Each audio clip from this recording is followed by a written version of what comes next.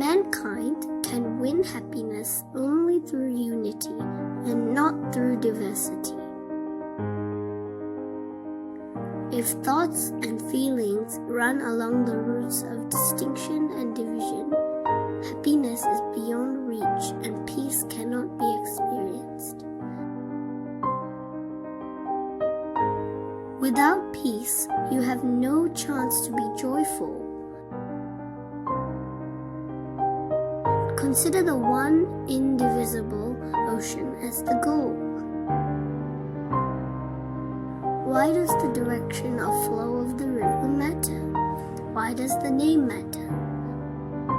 The rivers merge in the self-same sea, don't they? Spiritual aspirants who adopt various paths reach the ocean of grace at last, and name and form fade away.